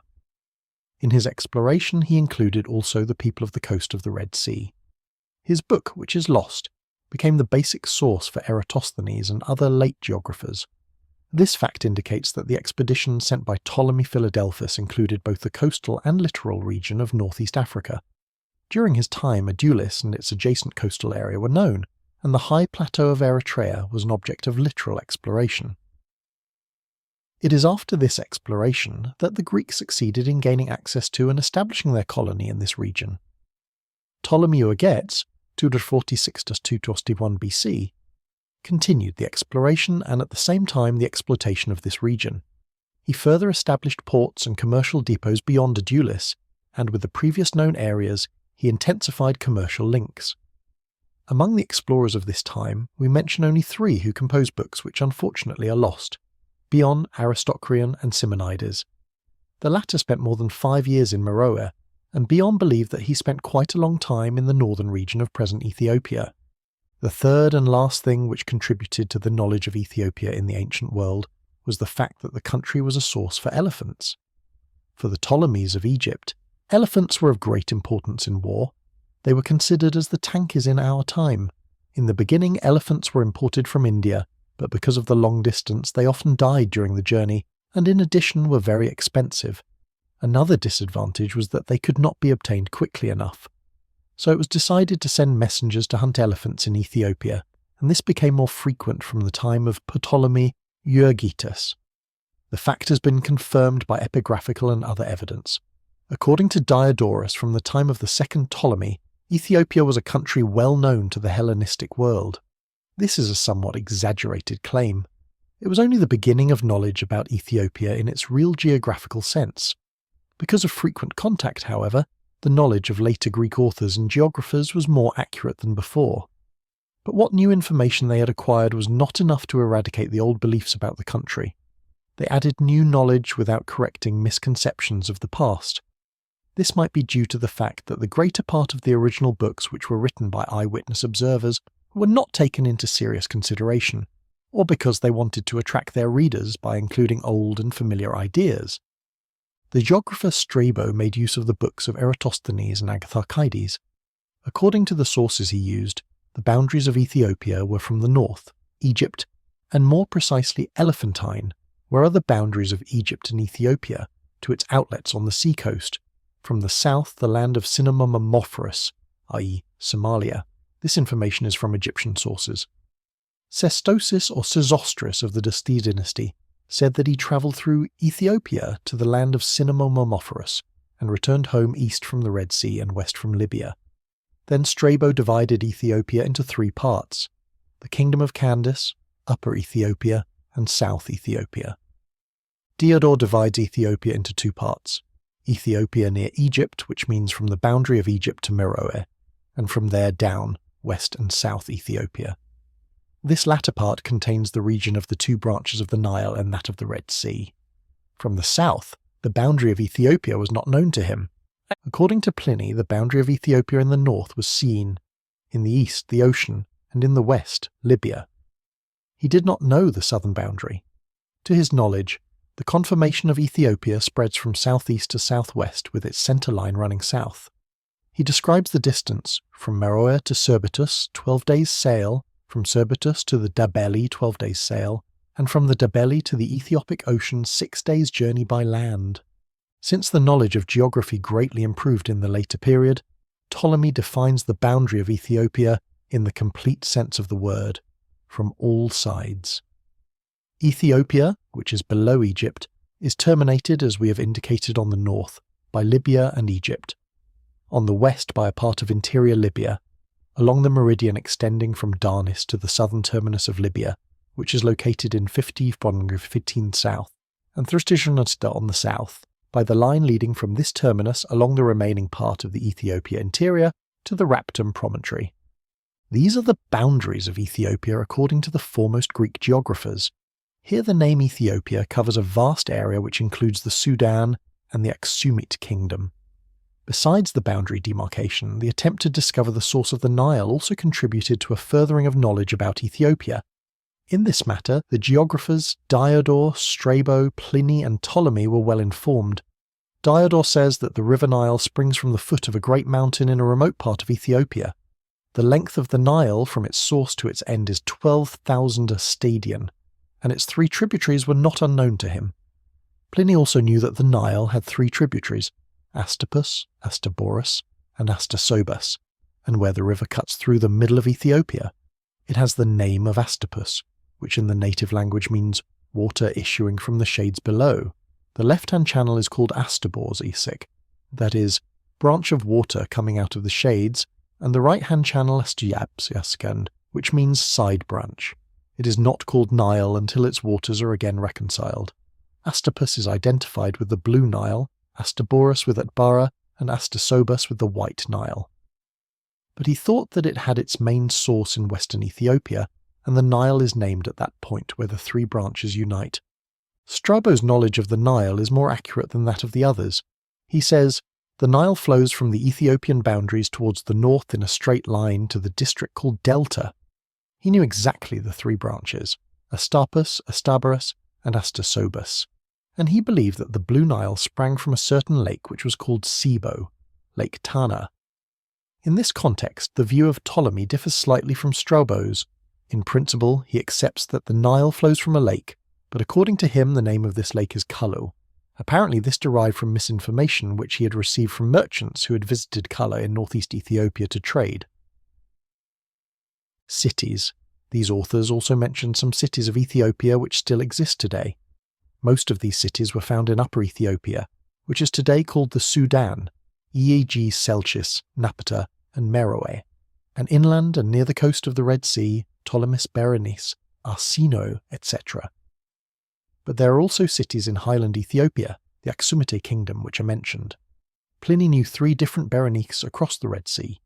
One of these a second town called Berenice, which has the additional name of All Golden, and a third called Berenice on the Neck, which is remarkable for its situation, being placed on a neck of land projecting a long way out, where the straits at the mouth of the Red Sea separate Africa from Arabia by a space of only 7.2 miles. Adulis was also known to him as a very large centre of Ethiopian trade. About this port he says that it was founded by slaves from Egypt who had run away from their masters. Strabo does not mention Adulis, but he refers to Berenice of Sarbas, which he locates approximately at the same site as Adulis. In this case, it can safely be said that the term Berenice of Saba is identical with Adulis. Ptolemy located Adulis in the right place on his map. Furthermore, he mentions 2 other inland cities, Kulla and Aksum. About the latter he says, Aksum, where is the king's palace? He is the first among the geographers to mention Aksum as the capital city of Ethiopia. The weakest point of the geographers from the 2nd century BC to the 2nd century AD is that they only describe the different ethnic groups of this region. The Greek authors knew these tribes not by direct acquaintance, but either from what they had heard from those people who came to Ethiopia to hunt elephants, or from those who came here for commercial purposes. And those who came here for these purposes did not know the language, therefore their knowledge was not very profound. However, merchants from the Greco-Roman world certainly came here frequently by land and sea, and one can perhaps assume that the information contained at least a grain of truth. The Greek writers mention many names of different tribes of Ethiopia. These were not their true names, but were usually given according to the way of life and diet of the group. It is very difficult today to identify these tribes. The main works on these ethnic groups in chronological order are by Eratosthenes, 275 at 194 BC, Agatharchides, 116 BC, and Artemidoros, 100 BC. The works of the first and the last are lost, but we have a partial knowledge of their content from Strabo's geography. The work of Agatharchides on geography is also lost, but we have his De Mea Erythraio. Agatharchides says the Rhizophagi, root-eaters, lived south of Meroe along both sides of the Astaborus, at Bara. Ptolemy thinks they were neighbours to the Aksumites. Another author, Aelianus, 170–235 AD, also states that these tribes lived near the Astaboras, but he identifies them with Indians. This statement must be understood in the light of the confusion that the terms Ethiopia and India have already caused. As far as the daily life of these people was concerned, the Greeks described them as using stone tools for their needs. Next to them, south, lived the Heliophagi, wood-eaters. As Agatharchides and Diodor said, these people ate fruit in summer and in winter, the most delicate part of the trees. They were accustomed to jumping from one tree to another. Wives were shared communally. Hunters, Kinigi. Their life was not very different from the above. They lived near the Heliophagi. Strabo says that the country of the hunters was called Indera. Possibly this can be identified as Inderta in Tigre. Dog tamers, Xenomogli. These people lived south of Kinigi. Their livelihood was also hunting, therefore they kept dogs for this purpose. Elephant eaters, Elephantophagi. West of Kinigi, this group lived by hunting elephants. Noseless, Simi. This group belonged to the family of Kinigi, and they lived next to the Kinigi but farther south. Ostrich eaters, Struthophagi. Also from the family of Kinigi, they differed only because they lived by hunting the ostrich. Locust eaters, Acridophagi. These are the last tribe which lived far south in the interior of the country. They were a very weak race, and their lifespan was short. Along the coast lived other tribes, for example, the Ichthyophagi, fish-eaters, the Creophagi, flesh-eaters, the Chelenophagi, tortoise-eaters, the Agriophagi, grass-eaters. The fish-eaters, Ichthyophagi, belong to the class of troglodytes. Herodotus mentioned fish-eaters in his book and located them between Elephantine, Aswan, and the Red Sea. In fact, he mentioned them in connection with the design of Cambyses to undertake an expedition against the Macrobi Ethiopians. Prior to the realization of this plan, he sent Ichthyophagi to spy out the country. According to Diodor of Siculus 140 BC, they go naked and have their wives in common, and like other fish-eating people they do not drink. They live in caves, tents of grass, under trees, or in holes dug in the sea moss. On the other hand, the author of the Periplus of the Erythraean Sea mentions flesh-eaters and calf-eaters. According to this author, their country was located east of Meroe on the coast of the Red Sea, and they were governed by local chiefs. From these facts, Hable concludes that the Beja of dynastic and Ptolemaic times, and until even later, whether they be described as eaters of flesh, fish, locusts, or even of grass, were in the main a primitive pastoral people, dwellers in caves where such existed, and in shelters of grass or skins where they did not, and that Diodorus's description of them can be accepted as the best of contemporary accounts. Except for the food and the physical characteristics of the above-mentioned tribes, the Greek writers knew nothing more of the life of the Ethiopians. Generally speaking, the Greeks depict the inhabitants of Ethiopia as primitive. This is not altogether compatible with the description of the things they saw, and is probably written more for the amusement of their readers than for their enlightenment. On the one hand, they mention the cities in which commerce flourished, and on the other, describe the inhabitants as primitive. Although the later writers were in a position to know more about the people of Ethiopia, they simply copied the books which had been written 3 centuries before, without any comment or modification. Of course, we are not denying the fact that at that time there were primitive tribes. What we're saying is that they should also have mentioned the people who had reached a higher stage of development. If we summarize what has been said, in the very beginning this country which we call Ethiopia today was only a part of the area known by the same name to the classical writers. These authors divided Ethiopia into 2 parts, and this distinction was important because later the northern part was to become known as Nubia, and the name Ethiopia was retained only for the region of the Aksumite Empire. Political relations. Alexander the Great was the first Greek king to conquer and subdue different countries of the East, and expand his dominion as far as India. Greek culture thus began to penetrate into the East. From this time, the Hellenistic era began. If we follow the expedition of Alexander the Great from the African continent, we find that he conquered only Egypt, and then passed on to Asia. Why he did not continue his expedition further south into Africa is a question still unanswered. Different theories can be advanced to account for this. Alexander's expedition was not prompted by economic motives unlike most of the wars of the time, but rather because he wanted to demonstrate his military ability by conquering great kings. It may be that in Africa, except for Egypt, there was no great kingdom which was well known to him, so he continued on his voyage to Asia, or perhaps it was because he knew of the fate of Cambyses, who had lost the majority of his soldiers in the desert and did not want to subject his army to the same fate. However, some writers mention that when he was in Egypt, he sent some people to discover the source of the Nile. Arrian, who wrote the complete history of Alexander's expeditions to the east, does not mention this fact, though he does mention that during Alexander's stay in Egypt the Ethiopians came to congratulate him on the occasion of his acclamation as the Emperor of Asia. Either this or another event provided a basis on which to write an extensive history, or rather develop a kind of literature which was more romantic than factual. John of Nikiu, a Christian writer who lived in the 5th century, mentions the relations between Alexander the Great and Ethiopia in his world history. He said that at that time there was a queen of Ethiopia named Candace. Alexander came to Ethiopia and was conquered by her love. We find different texts in Ethiopia concerning Alexander the Great written in a lyrical rather than objective way. The Alexander romances in Ethiopia are of 2 kinds. The older ones were at least founded on some basis, on a considerable stratum of historical fact, largely obscured by layers of fiction. They might be termed historical romances. The later writings contained very few historical facts, and even these are lost in a maze of stories woven out of pure fantasy. Alexander the Great occupies an esteemed position not only in Ethiopian literature, but also in ecclesiastical life. In the Ethiopian church he is considered a saint. One of the books of his life describes him as a saint and actually begins by saying, "In the name of God, we begin to write this book of the exploits of Alexander the King, the beloved of God. May his prayers and blessings be with him that loves him. Amen."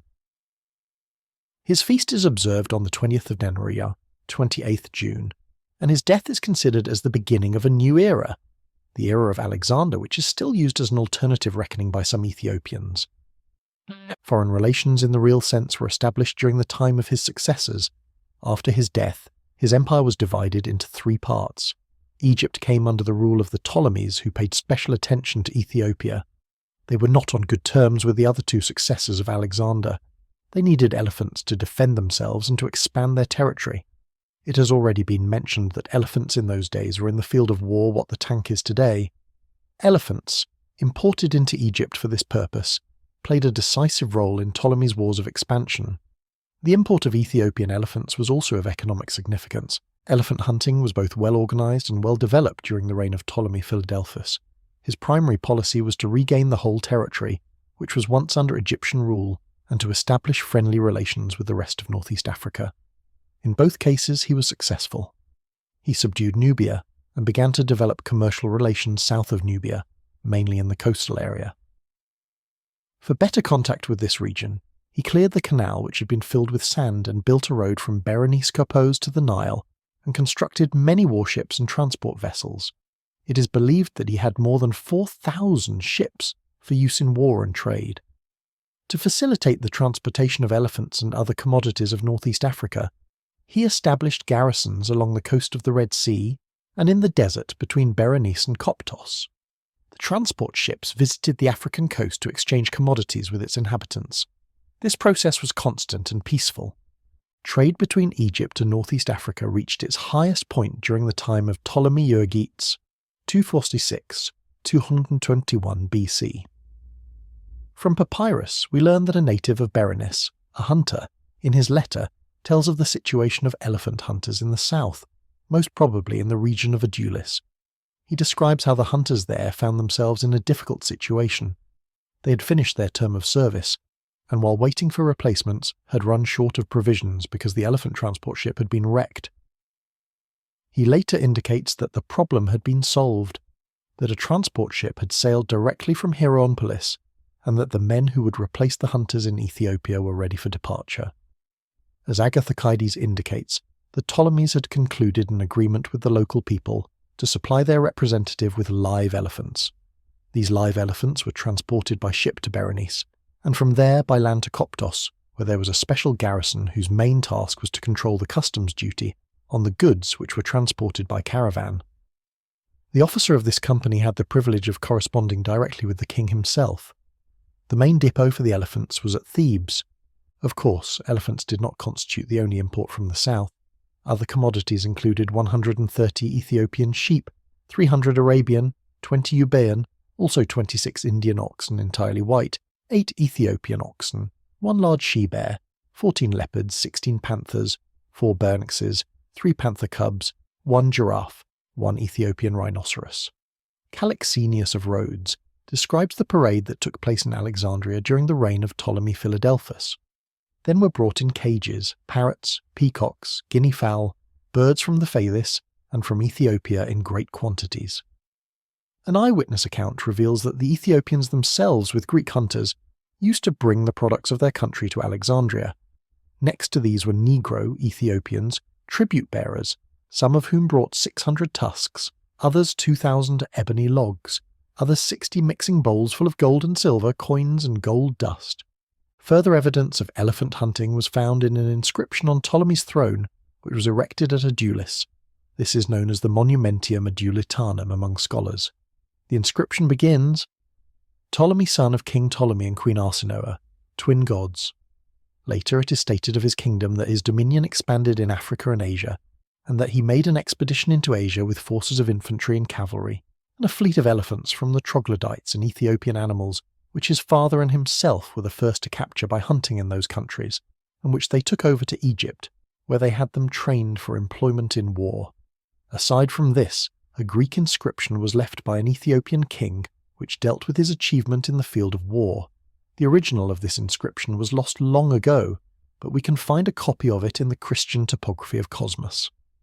An interesting point here is the use of the geographical name Ethiopia. This term is mentioned here in a purely geographical sense, and the area is located south of the Troglodyte, which would seem to refer to the Aksumite Empire exclusively. During the reign of Ptolemy Philopator, 220–204 BC, commerce expanded further south to the Horn of Africa. Strabo mentions the captains under whose leadership this expedition was sent, and the new ports founded by them. A certain Lichas, Strategos, and Pythangelos had been sent to hunt the elephants in the south, but they had proceeded further south and founded other commercial centres along the coast as far as the Horn of Africa, the better to exploit the products of this region, particularly spices and aromatic herbs. This information is testified to by evidence from papyri. These papyri also refer to another captain, Charimortos, of equal importance with the other three captains, Lycus, Strategos, and Pythangelos.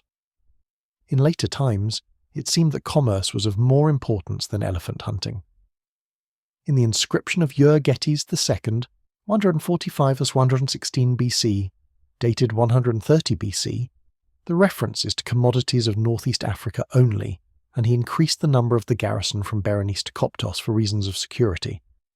The commercial activities of the Ptolemies were so far limited to the basin of the Red Sea, northeast Africa on the west side, and Arabia on the east, they did not extend as far as India. Indian trade was being conducted through the Persian Gulf, but during the reign of Ptolemy Sotertou, 116–80 BC, things began to change. Hippolus, a Greek mariner, having observed the regularity of the monsoons, was the first to take advantage of them and ventured to steer a direct course from the promontory of Syagros, Cape Farak, in Arabia to the coast of India. This enterprise has been praised by modern writers, and Schoeff goes as far as to say, Hippolus deserves as much honour in Roman annals as does Columbus in modern history.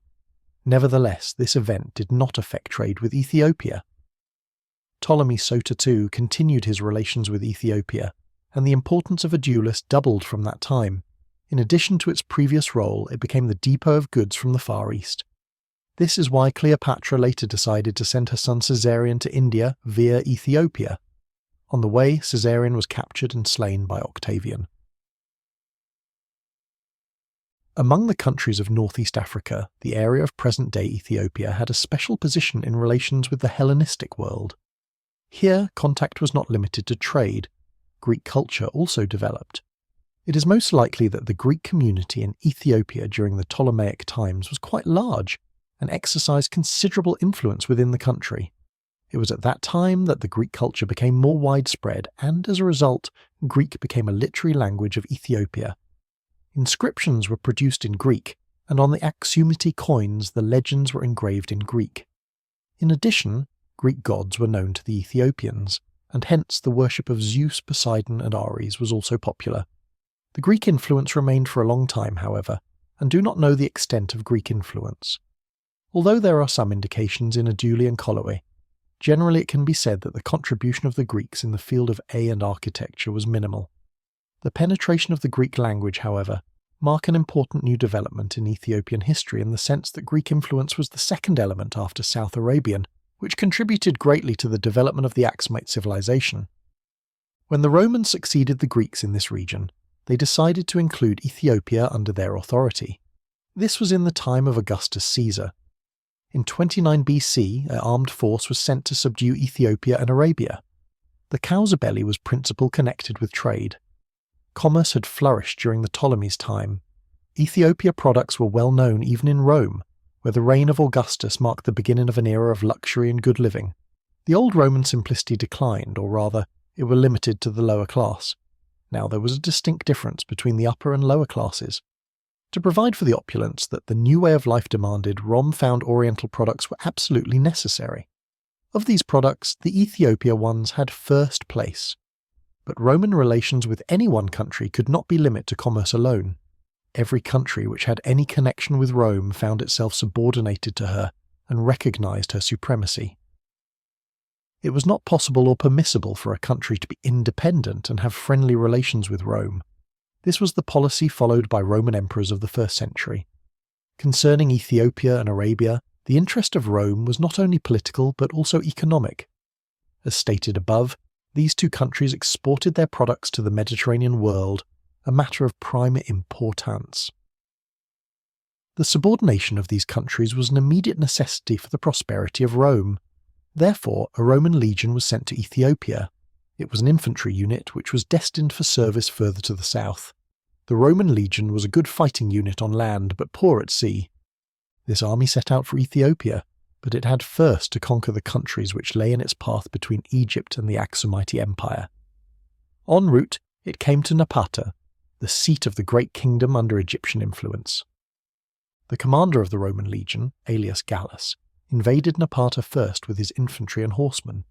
The inhabitants of the city could not resist long, because the Roman army was well equipped, and it was also more experienced than the Napataeans in military affairs. So the latter left the city and fled to the mountains. Besides Napata, the Romans occupied many other cities. In the city of Philae, the Romans erected a stele with Egyptian, Latin and Greek inscriptions to commemorate their victory over the Napatatans. In the meantime, the Napatatans sent ambassadors to Philae to conclude peace with the Romans. Both sides wished to secure peace. The Romans proposed that the Napatatans recognize Augustus as their supreme sovereign and pay tribute to Rome. On the other hand, the Napatatans would be free to conduct their internal affairs without interference, and, except for a small detachment to protect the tax collectors, the Roman legion would evacuate Napatian territory. On these terms, the Romans withdrew from the country. However, this agreement was a kind of modus vivendi. It did not fully satisfy either party. Each was watching for a good opportunity to break it, and achieve their main purpose by military means. The Romans had, moreover, to fight in Arabia, so they did not want to expand their forces in Ethiopia. The Napatatans, on the other hand, were obliged to accept these conditions because they were not well prepared for war. The agreement lasted until they had strengthened their forces.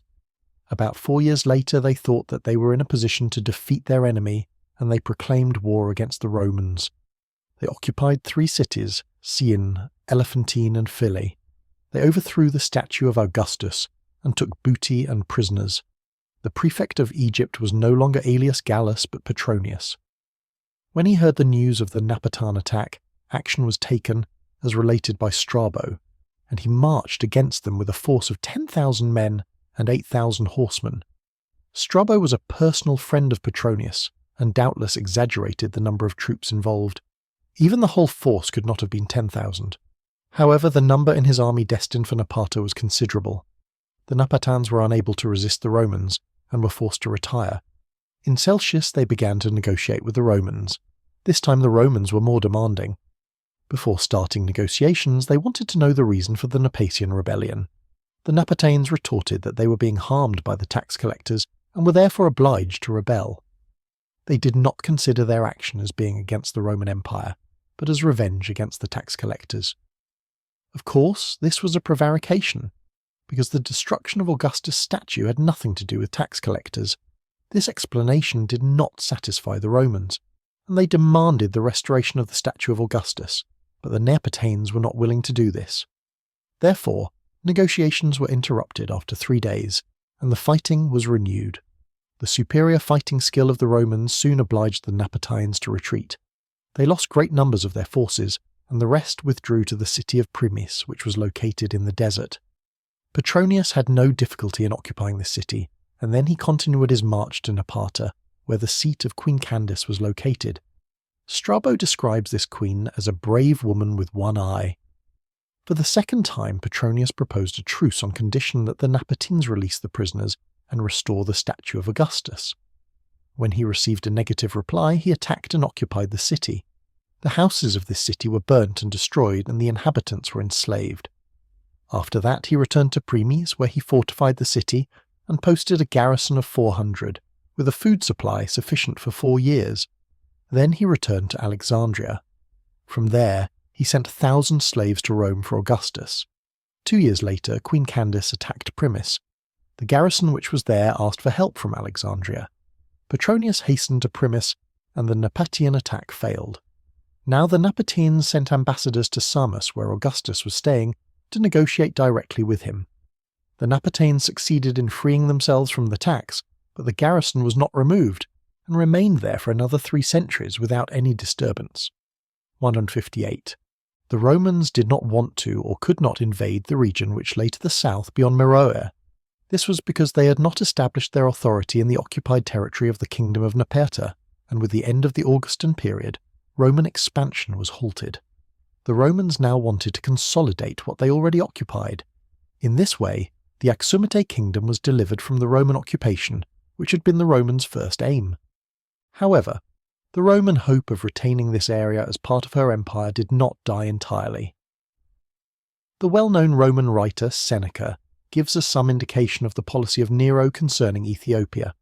During the reign of Nero, 5468 AD, an expedition was sent to Ethiopia to discover the source of the Nile, and this mission was supplied with a letter to the king of Ethiopia. Nero had been brought up and educated by Seneca. Later, when Nero became emperor, Seneca was his advisor. Therefore he knew the main purpose of this expedition to Ethiopia, although he restricted himself to saying that the expedition was sent to explore the source of the Nile. I myself heard from their own lips the story told by the two non-commissioned officers sent to investigate the source of the Nile by our good Emperor Nero. A monarch devoted to virtue in every form, but especially solicitous for the interests of truth.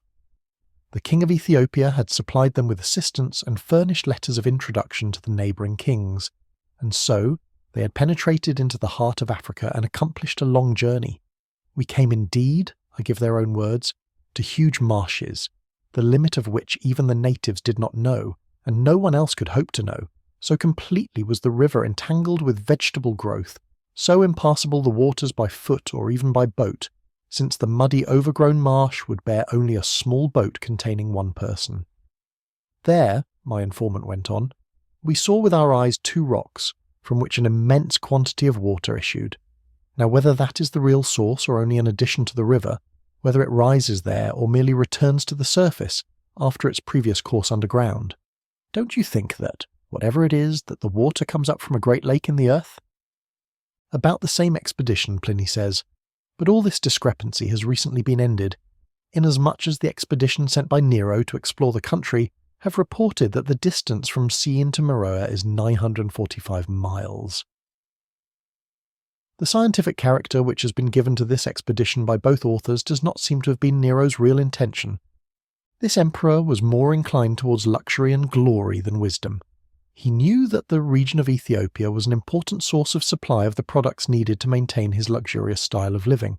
Therefore the envoys could not merely have been entrusted with a mission, similar to that of Cambyses' embassy, i.e., to spy on the country and later to send military forces to conquer it. So after he'd received enough information, he began to prepare for war. This plan was revealed perhaps unintentionally by Pliny and Dio Cassio. The former says, Nero, when among the rest of his wars he was actually contemplating an attack on Ethiopia, reported that there was nothing but desert, and the latter, Nero, though angry with him, did not sail against him, the Parthian king, nor yet against the Ethiopians or the Caspian Gate. According to Pliny, the emperor gave up his original plan to attack Ethiopia after he had received reports on the country. However, Dio Cassio indicates that Nero still maintained the idea of undertaking an expedition against the Ethiopians. In the light of other relevant sources, the latter seems to be rather more correct. As Josephus states, Nero had already dispatched an army to Ptolemais. Meanwhile, Titus, after a swifter passage from Achaia to Alexandria than is usual in the winter season, had taken command of the forces which he had been sent to fetch, and by a forced march soon reached Ptolemais. He joined with his father Vespasian, who was already there with his army. The plan was to be abandoned only if there were a Jewish revolt in Jerusalem. The question is, who was this king, as Seneca presents him, who was independent and who supplied the Roman envoys with letters of recommendation? For the reason which has already been mentioned, Meroe cannot be considered. On the other hand, the Romans would not have made large-scale preparations for a country which was already conquered and tributary. As W. Schur says, the war was intended to be directed against the Aksumite emperor.